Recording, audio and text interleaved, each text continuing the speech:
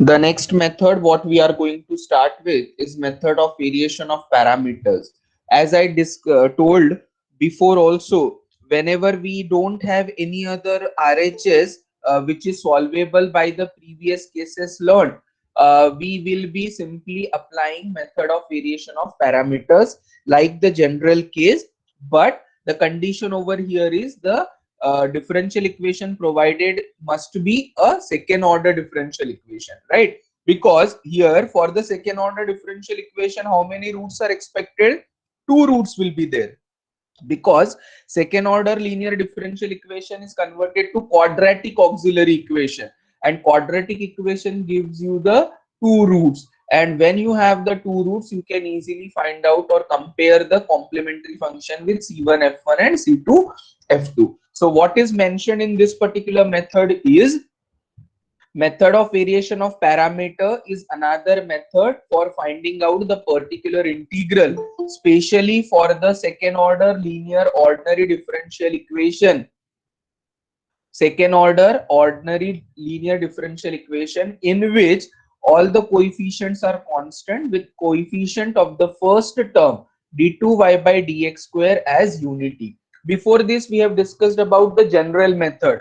General method is applicable for any kind of RHS. So whatever special cases we have dealt for the particular integral, if you can try those examples with the help of the general method, still your answer will be same. So general method or method of variation of parameters goes hand in hand, wherein you can easily apply it depending on the nature. But only restriction is for the method of variation of parameters that you cannot solve them for the higher order.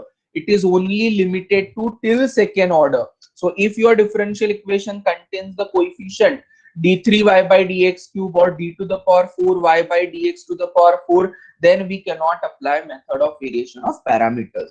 So in a method of variation of parameters also, we will be calculating the complementary function as well as the particular integral. The complete general solution is given by y is equal to cf plus pi. Now usually we take the dependent variable as y, therefore the solution can be generally written as y is equal to cf plus pi. We have seen prior to this, if the differential coefficient present is dz by dt, d2z by dt square, then the dependent variable in this case is z. The solution will be written as z is equal to cf plus pi, and dz by dt or d2z by dt square identifies or tells us that the independent variable is t. Therefore, the complementary function or particular integral will be generated or will be obtained in the variable t. So, depending on the given differential coefficient, we can easily identify the dependent variable as well as the independent variable, and accordingly the solution can be written. Now, why the restriction is for the second order? As I said right now, that a second order differential equation is convertible to second order or quadratic polynomial. So therefore quadratic polynomial will give you how many roots? Two roots, and we are associated with writing down the complementary function, after which we compare the value of f1 and f2, because I am required in this method the values of f1 and f2. So for the consideration, what the differential equation is given by? Differential equation is given by d2y by dx square plus k1 into dy by dx plus k2 into y is equal to phi of x. What is phi of x? Phi of x in this case is any RHS of the given differential equation. Now question arises that how do we come to know that we have to apply method of variation of parameters? As I said, if you are not able to apply the general method, you can go for method of variation of parameters if the order of the differential equation is second order. So here also if you see the coefficients of other things, other variables or differential coefficients is also constant, and strictly we want the coefficient of d2y by dx square as 1. So how the generalized form of the differential equation will be written as d2y by dx square plus k1 into dy by dx plus k2 into y is equal to phi of x. Phi of x is any function of x, where k1 and k2 are constants. Complementary function is given by Cf is equal to C1 F1 plus C2 F2. Now, what is this F1 and F2? Now, you will say that it is not sure that always we will be getting the real roots. You may also come across with the complex roots. But let me remind you that whenever the roots are real and unequal or real and equal, say M1 and M2, how the complementary function is written as C1 into e to the power m1x plus C2 into e to the power m2x, right? So this is obviously a function of x. This is obviously a function of x. So in both the cases, the coefficients or the terms associated with C1 and C2 can be called as or identified as function of x. So I label it as f1 of x. I label it as f2 of x. Have you got this point? C1 F1 Yes. plus C2 F2 in case the roots are real and unequal. Now, if you say that the roots are real and equal, suppose the roots are real and equal and we call it as say M, तो क्या फर्क हो जाता है? C1 e to the power mx plus x into C2 e to the power mx. Now, what is associated with C2? What will be the value of F2 here? Value of F2 will be x into e to the power mx.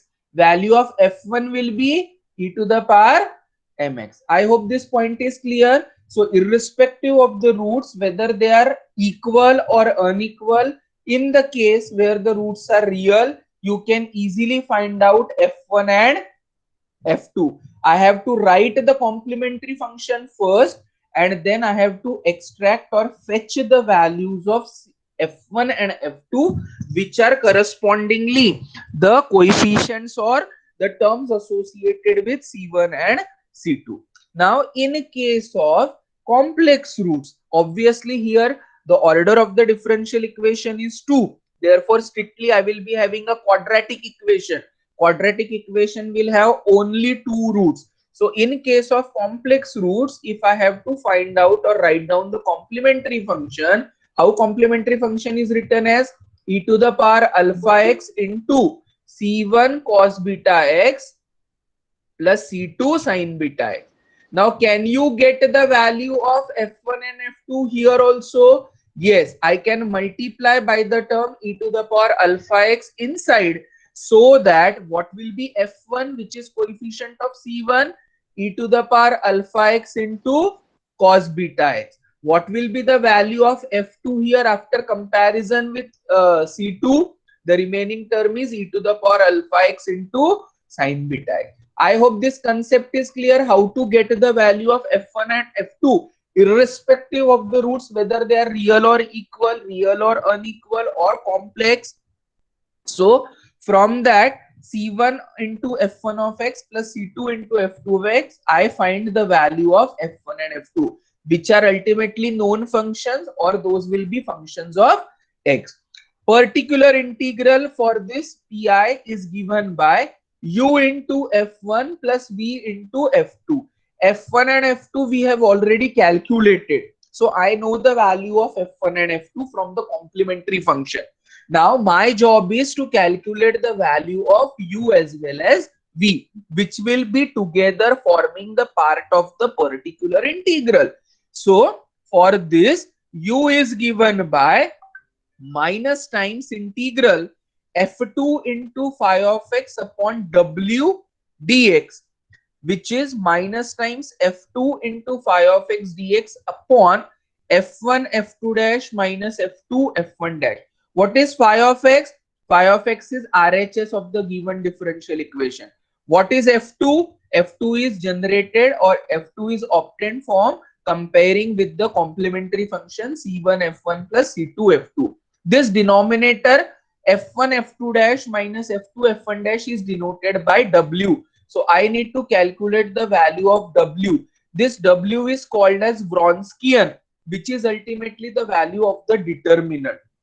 So for calculating the different parts of the particular integral, that is u as well as v, I have the formula for u as minus times integral f2 into phi of x upon Wronskian w whole dx. Value of this Wronskian is this f1 f2 dash. Opposites का opposite के function का derivative f1 into f2 dash minus f2 into opposite f1 dash, right? In u you have to write down minus times f2. In v you have to write down positive f1 into phi of x. Other part of the formula is same. What is phi of x? Phi of x is the RHS of the given differential equation. Here also in the denominator we write down w. What is w? W is the same term which is called as Wronskian, which is nothing but the value of the determinant. What is value of the determinant? F1, F2, F1 dash, F2 dash. So what is the value of this determinant? F1 into F2 dash minus F2 into F1 dash. Crisscross में निकालते हैं अपन value of the determinant. So accordingly that Wronskian is nothing but the value of the determinant F1 F2 dash minus F2 F1 dash. Is this point clear? Noted down everything. Yes, sir. Noted down this point. Formula. So the complete general solution is given by y is equal to CF plus PI. What is the value given by y is equal to CF plus PI? Clear? Is it okay? Yes, sir. Yeah. Yes, sir. Find out the final answer. The complete general solution is y is equal to CF plus PI.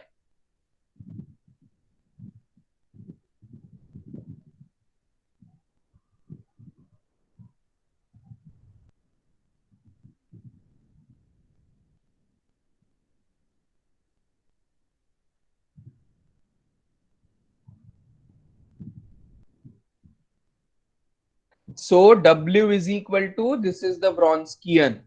The determinant is called the Wronskian. Crisscross F1 into F2 dash minus F2 into F1 dash. So here also the solution, way of writing down the solution is y is equal to CF plus PI. But little bit formulae are needed for further calculation of U and V. From the complementary function, I have to extract the value of F1 and F2, and then using those values of F1 and F2, I have to go ahead with the particular integral. Particular integral is given by UF1 plus VF2. Now, to apply this method, it will be mentioned in example, or else if RHS is not solvable by any previous cases, then we apply this method provided the differential equation is of order 2 and its coefficient is unity. The second order derivative, whatever is present in the differential equation, its coefficient must be unity and the order of the differential equation must be 2. That is what the requirement is for applying the method of variation of parameters. Now, in case of MCQ type of examples, you will never be asked to find the whole solution because it is a very lengthy process. Either you will be asked to find value of U, or you will be asked to find value of V, or F1 and F2, or Wronskian, or simply the formula for the Wronskian, etc. In between the steps of the solution, the questions can be easily generated.